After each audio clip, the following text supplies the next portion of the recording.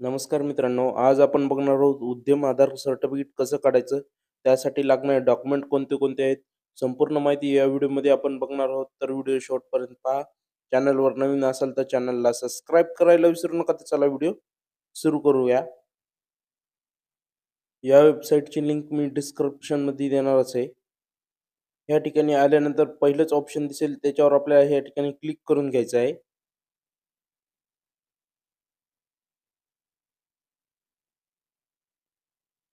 ह्या ठिकाणी आपल्याला आधार व्हेरिफिकेशन करून घ्यायचं आहे विथ ओ-टी-पी. तर ह्या ठिकाणी आपल्याला आधार नंबर टाकून घ्यायचा आहे. त्यानंतर ह्या ठिकाणी आधारवर जसं नाव असेल तसं ह्या ठिकाणी टाकून घ्या. व्हॅलिड अँड जनरेट ओ-टी-पी ऑप्शनवर आपल्याला क्लिक करून घ्यायचं आहे. या ठिकाणी थोडा वेट करायचा आहे. आपल्या आधार नंबरला जो मोबाईल नंबर लिंक असेल त्याच्यावर एक ओ-टी-पी गेला असेल. तो ओ-टी-पी या ठिकाणी टाकून घ्यायचा आहे आणि व्हॅलिड या ऑप्शनवर क्लिक करायचं आहे. या ठिकाणी आपलं आधार व्हेरिफिकेशन सक्सेसफुली झालेलं आहे. त्यानंतर पॅन व्हेरिफिकेशन. तर या ठिकाणी आपली ऑर्गनायझेशन सिलेक्ट करून घ्यायचं आहे. तुमचा उद्योग कसा आहे? पार्टनरशिपमध्ये आहे, सहकारी तत्वावर आहे, प्रायव्हेट लिमिटेड आहे किंवा सोसायटी आहे किंवा ट्रस्ट आहे किंवा एकल स्वामित्व आहे. तर जे काही असेल ते ह्या ठिकाणी आपल्याला सिलेक्ट करून घ्या.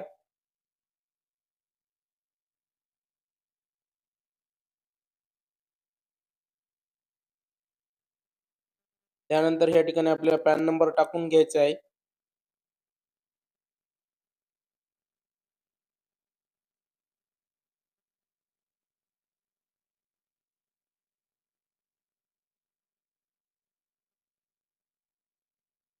त्यानंतर पॅन कार्डवर जसं नाव असेल ते ह्या ठिकाणी टाकून घ्या व्यवस्थित आणि पॅन कार्डवर जी डेट ऑफ बर्थ असेल ती ह्या ठिकाणी टाकून घ्या. व्हॅलिड या ऑप्शनवर आपल्याला क्लिक करून घ्यायचं आहे. मी संपूर्ण काय टाकून घेतो आणि पॅन व्हॅलिड या ऑप्शनवर क्लिक करतो.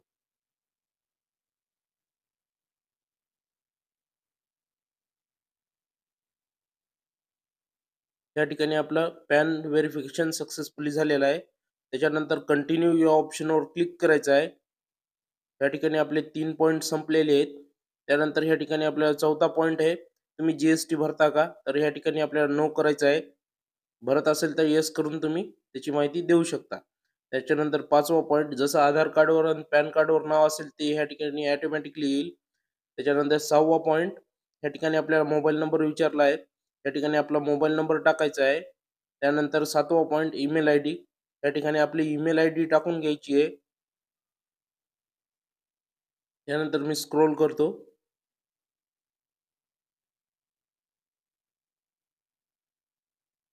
या ठिकाणी काही भरण्याची आवश्यकता नाही आहे. त्यानंतर 8वा पॉइंट आपली कास्ट कोणती आहे ती ह्या ठिकाणी आपल्याला सिलेक्ट करून घ्यायची आहे. एस-सी आहे, एस-टी आहे, ओ-बी-सी आहे, जनरल आहे, जे काय असेल ते सिलेक्ट करून घ्या. 9वा पॉइंट ह्या ठिकाणी आपल्याला फिमेल, मेल जे काय असेल ते सिलेक्ट करा. त्यानंतर 10वा पॉइंट तुम्ही दिव्यांग आहात का? तर असाल तर येस करा, अन्यथा नो करा. त्यानंतर 11वा पॉइंट महत्त्वाचा आहे. या ठिकाणी आपल्याला नेम ऑफ एंटरप्राइजेस या ठिकाणी आपल्या उद्योगाचं नाव टाकून घ्यायचं आहे. जो काही उद्योग असेल तो. त्यानंतर युनिटचं नाव टाकायचं आहे म्हणजेच आपल्याला आपल्या उद्योगाचंच नाव टाकायचं आहे आणि ॲड युनिट या ऑप्शनवर आपल्याला क्लिक करायचं आहे.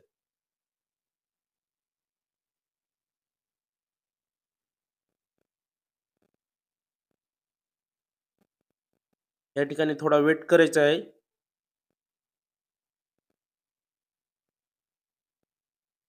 या ठिकाणी लोकेशन तर ह्या ठिकाणी आपल्याला आपलं युनिट सिलेक्ट करून घ्यायचं आहे. जे आपण वरी नाव दिलं होतं तेच या ठिकाणी शो होईल. त्यानंतर ह्या ठिकाणी आपल्याला लोकेशनमध्ये 12वा पॉइंट या ठिकाणी ॲड्रेस टाकून घ्यायचा आहे. प्लॉट नंबर या ठिकाणी आपल्याला परिसर, या ठिकाणी ग्राम, शहर जे काही असेल ते या ठिकाणी व्यवस्थित टाकून घ्या. त्याच्यानंतर सिटी, पिनकोड, त्यानंतर राज्य, जसा आधार कार्डवर ॲड्रेस आहे तोच ॲड्रेस या ठिकाणी टाकून घ्यायचा आहे. त्यानंतर जिल्हा, आणि ॲड प्लांट या ऑप्शनवर क्लिक करायचं आहे.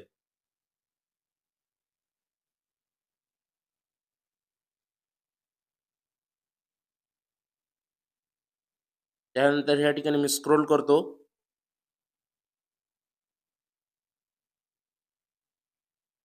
त्यानंतर 13वा पॉइंट या ठिकाणी ऑफिस ॲड्रेस टाकायचा आहे.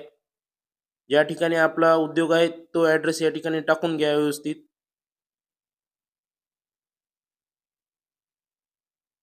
या ठिकाणी आपल्याला राज्य आणि जिल्हा निवडून घ्यायचा आहे. मी संपूर्ण ॲड्रेस टाकून घेतो.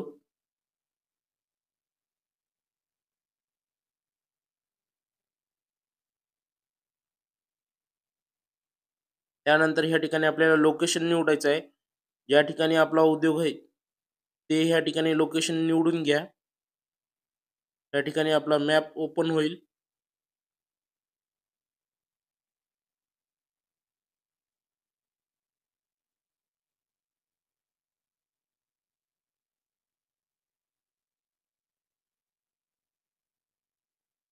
ह्या ठिकाणी मी लोकेशन निवडून घेतो आणि ओके ऑप्शनवर क्लिक करायचं आहे.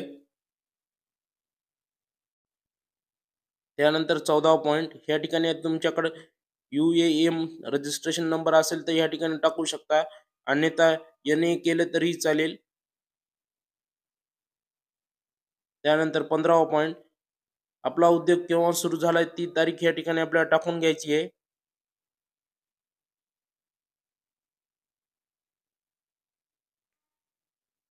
बी पॉइंट वेदर प्रोडक्शन असेल तर येस करा, अन्यथा नो करा. या ठिकाणी मी नोच करणार आहे. त्यानंतर या ठिकाणी बँक डिटेल या ठिकाणी आपल्याला बँकेचं संपूर्ण नाव टाईप करून घ्यायचं आहे. त्याच्यानंतर IFSC कोड आणि त्यानंतर अकाउंट नंबर टाकून घ्यायचा आहे. मी संपूर्ण काय टाकून घेतो.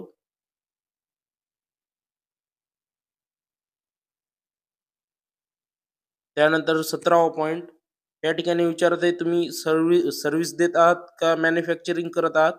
तर ह्या ठिकाणी सर्व्हिस आहेत म्हणून ह्या ठिकाणी सर्व्हिस करून घेतो. त्यानंतर नॉन ट्रेडिंग व्यापारी की व्यापारिक तर ह्या ठिकाणी नॉन ट्रेडिंग व्यापारी करून घेतो. NIC कोड टाकत बसू नका. आपल्या उद्योगाचं जे काही उद्योग असेल त्याचे नावाचे 2 लेटर या ठिकाणी आपल्याला टाईप करून घ्यायचे. जर हॉटेल असेल तर हॉटेलचे नावाचे 2 लेटर टाईप करून घ्या.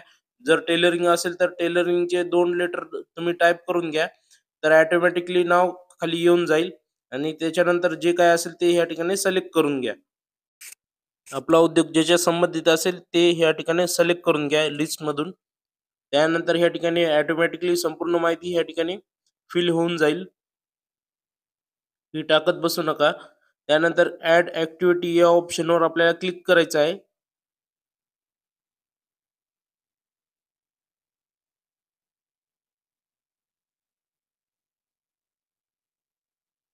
थोडं ह्या ठिकाणी वेट करायचं आहे. या ठिकाणी आपली ॲक्टिव्हिटी ॲड झालेली आहे. त्याच्यानंतर आपल्या उद्योगमध्ये किती पुरुष काम करतात, स्त्री किती काम करतात, अन्य किती काम करतात या ठिकाणी आपल्याला टाईप करून घ्यायचं आहे. त्यानंतर ह्या ठिकाणी आपल्याला आपलं 2022-2023 मध्ये टोटल वर्किंग कॅपिटल किती होतं ह्या ठिकाणी टाकून घ्यायचं आहे. त्याच्यानंतर आपण पोल्युशनसाठी किती रुपये खर्च केले ते ह्या ठिकाणी टाकून घ्यायचं आहे. तर ह्या ठिकाणी मी 0 टाकतो. त्यानंतर टोटल टर्नओव्हर या ठिकाणी जेवढा आपल्याला व्यवहार झाला आहे ते ह्या ठिकाणी आपल्याला टाकून घ्यायचं आहे 2022-23 चा. त्यानंतर ह्या ठिकाणी स्क्रोल करायचं आहे. जर तुम्हाला कोणत्या पोर्टलवर रजिस्ट्रेशन करायचं असेल तर या ठिकाणी येस करायचं आहे, अन्यथा या ठिकाणी नो करायचं आहे. जे काही असेल ते ह्या ठिकाणी पाहून घ्या. त्यानंतर submit and get final OTP या ऑप्शनवर आपल्याला क्लिक करून घ्यायचं आहे. त्यानंतर या ठिकाणी ओके करायचं आहे.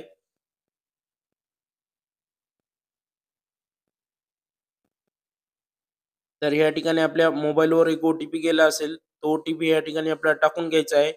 जो वरी मोबाईल नंबर दिला असेल त्याच्यावरच OTP जाणार आहे. त्यानंतर या ठिकाणी व्हेरिफिकेशन कोड टाकायचा आहे. म्हणजेच आपल्याला कॅप्चर कोड टाकून घ्यायचा आहे.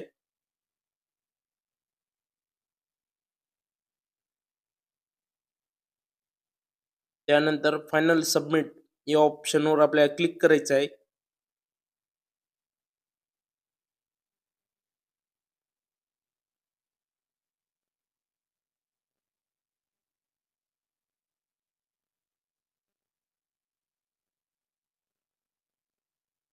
परत या ठिकाणी आपल्याला ओके करून घ्यायचं आहे आणि ह्या ठिकाणी थोडा वेट करायचा आहे. ह्या ठिकाणी आपले रजिस्ट्रेशन सक्सेसफुली झालेलं आहे. हा रजिस्ट्रेशन नंबर आपल्याला लिहून घ्यायचा आहे व्यवस्थित. त्यानंतर ओके या ऑप्शनवर क्लिक करायचं आहे. कारण की आपल्याला सर्टिफिकेट डाउनलोड करण्यासाठी हा नंबर कंपल्सरी लागणारच आहे.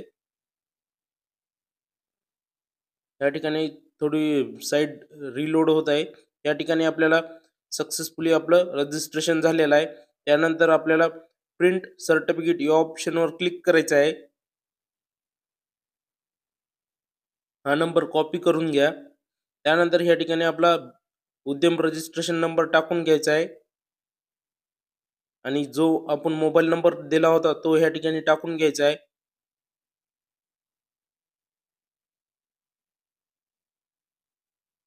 ह्या ठिकाणी विचारत आहे की तुम्हाला ओ-टी-पी कशावर पाहिजे, मोबाईल नंबरवर पाहिजे की ईमेलवर पाहिजे, ते ह्या ठिकाणी सिलेक्ट करून घ्या. आपल्याला मोबाईलवर पाहिजे म्हणून ह्या ठिकाणी मी मोबाईल नंबर सिलेक्ट करून घेतो आणि जनरेट ओ-टी-पी या ऑप्शनवर क्लिक करतो.